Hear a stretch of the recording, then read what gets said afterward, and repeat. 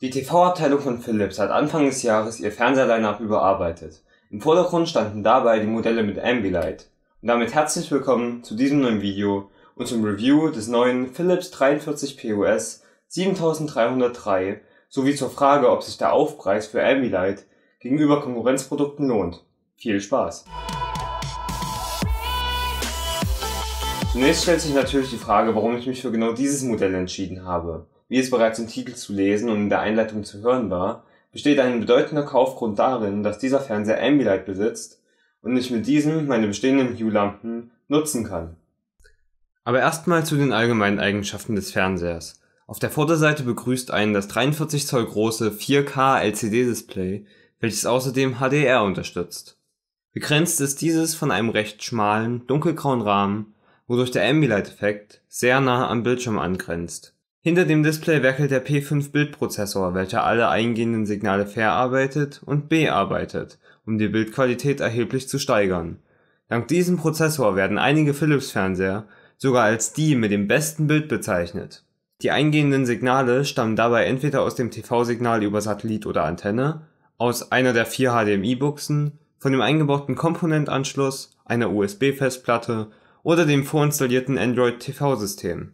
Letzteres habe ich wegen meines Apple TV zwar eher weniger benutzt, jedoch läuft es nach meinem Empfinden sehr flüssig und ohne Abbrüche. Auf der Rückseite findet man mittig natürlich auch einen VESA 200 Mount, welchen ich mit Hilfe einer Wandhalterung in Anspruch genommen habe. Dadurch kann ich leider zum mitgelieferten Standfuß neben der Information, dass er sehr schlicht und elegant aussieht, wenig sagen. Allgemein bin ich also mit dem Äußeren des Fernsehers sehr zufrieden. Wovon ich aber wirklich begeistert bin, ist die mitgelieferte Fernbedienung, welche zwar recht dick und schwer ist, dafür aber sehr gut aussieht, bequem in der Hand liegt und auf der Rückseite eine vollwertige Tastatur bietet.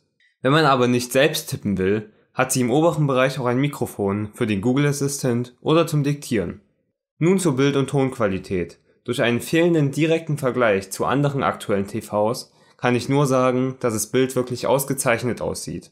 Die Farben sind bei HDR-Quellen sehr intensiv, aber trotzdem nicht übersättigt und auch die Helligkeit kann überzeugen und die LCD-typischen Schwarzwerte unsichtbar wirken lassen. Trotz der verwendeten Display-Technologie sind diese erstaunlich gut und dank Ambilight fallen einem diese nicht wirklich negativ ins Auge, da durch dieses der Raum oder die angrenzende Wand nicht komplett schwarz ist und somit die Differenz weniger stark auffällt. Der P5-Chip leistet hier also wirklich gute Arbeit, indem er Artefakte aus der Quelle herausrechnet und die Schärfe, Farben, Kontrast und Bewegungsunschärfe deutlich verbessert. Bei den Lautsprechern gilt in dieser Variante wohl eher das Motto Quantität vor Qualität, da sie zwar sehr laut sind, aber nicht wirklich gut klingen. Wer besseren Sound haben möchte, sollte dann wohl eher zu der Variante mit integrierter Soundbar greifen oder ein eigenes Soundsystem anschließen, was nebenbei auch über HDMI und ARC funktioniert. Gebaut ist der Fernseher sehr solide, auch wenn der Werbespruch eines Ultra-Thin Design bei weitem nicht stimmt. Die verwendeten Materialien sind dabei zum Großteil Kunststoff, nur der Standfuß ist aus Aluminium gefertigt. Da man aber einen Fernseher meist nur von vorn anschaut, sollte das kein Problem sein. Ich sehe darin eher den Vorteil, dass das Gerät dadurch deutlich leichter ist. Nun jedoch das Beste zum Schluss. Ambilight. Aber was steckt da eigentlich dahinter und was hat das mit Hue-Lampen zu tun? Ambilight ist eine Technologie von Philips, welche mit Hilfe einiger LED-Streifen am Rand der Rückseite des Fernsehers das angezeigte Bild auf die anliegende Wand erweitert.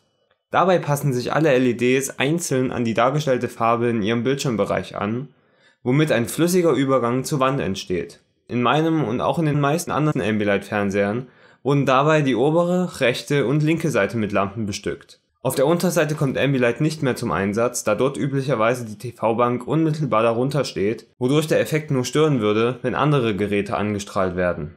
Und da Philips neben Ambilight auch die bekannten Hue-Lampen herstellt, können sich beide Technologien verbinden und zusammen ein gemeinsames Erlebnis schaffen. Somit wird das TV-Bild nicht nur auf die anliegende Wand, sondern auf das ganze Zimmer erweitert, wodurch dieses noch immersiver wird. Die Einrichtung ist aber recht einfach gestaltet. In den Einstellungen gibt es dazu eine eigene Kategorie für Ambilight plus Hue, worin man zunächst seine Hue Bridge und anschließend alle Lampen auswählt, welche man benutzen will. Zusätzlich kann man noch einige Anpassungen für die Positionierung aller einzelnen Lampen treffen. Wobei es aber keine Möglichkeit gibt, die untere Bildschirmmitte als Referenzpunkt festzulegen, wodurch ich bei einem Lightstrip auf eine der unteren Ecken ausweichen musste. Die integrierten LEDs reagieren dabei wirklich äußerst flott und ohne Verzögerung. Bei den drahtlos verbundenen Hue-Lampen sieht das etwas anders aus, da diese eher im Hintergrund die Farben und Helligkeit anpassen und in schnell wechselnden Szenen auch gerne etwas hinterherhängen. Jedoch reagieren sie immer gleich schnell oder langsam, wodurch man sich schnell daran gewöhnt, und Aussetzer gab es in den 3 Monaten, welche ich den Fernseher benutze, auch noch keine. Neben dem Standardprofil hat man außerdem die Auswahl zwischen 6 weiteren Stilen, welche jeweils ihre Vor- und Nachteile haben. Und zudem kann man die Lampen nicht nur dem Videobild folgen lassen, sondern auch dem Audio in 7 verschiedenen Stilen, einer bestimmten Farbe oder, warum auch immer, einer Flagge. Eine ziemlich kleine, aber dennoch nützliche Funktion besteht darin, dass der Fernseher beim Einschalten die aktuelle Konfiguration der Hue-Lampen speichert und beim Ausschalten wieder auf genau diese zurücksetzt. Nun aber zurück zur Leitfrage, nämlich ob sich Ambilight endgültig lohnt. Ich finde, wenn man ein bestehendes Hue-System besitzt oder eines plant, auf jeden Fall. Außerdem vertuscht Ambilight, wie gesagt, die nicht perfekten Schwarzwerte sehr gut, wodurch man sich den Aufpreis für einen OLED-Fernseher eher sparen kann. Am Ende ist es für mich aber deutlich angenehmer, lange auf einen rundum beleuchteten Fernseher zu schauen, als auf ein helles Bild im dunklen Raum. Und wer OLED und Ambilight haben will, findet dies in den höherpreisigen Modellen der Philips Fernseher. Wenn dir dieses Video gefallen oder sogar bei einer Kaufentscheidung geholfen hat, würde ich mich sehr über eine Bewertung oder ein Abo freuen. Sag du doch mal in der Abstimmung oben rechts, ob du bereits einen TV mit Ambilight besitzt, du eine Anschaffung planst oder von der Funktion überhaupt nicht überzeugt bist. Dann hoffe ich, dass du dabei bleibst und wir uns im nächsten Video wiedersehen werden. Bis dahin, ciao.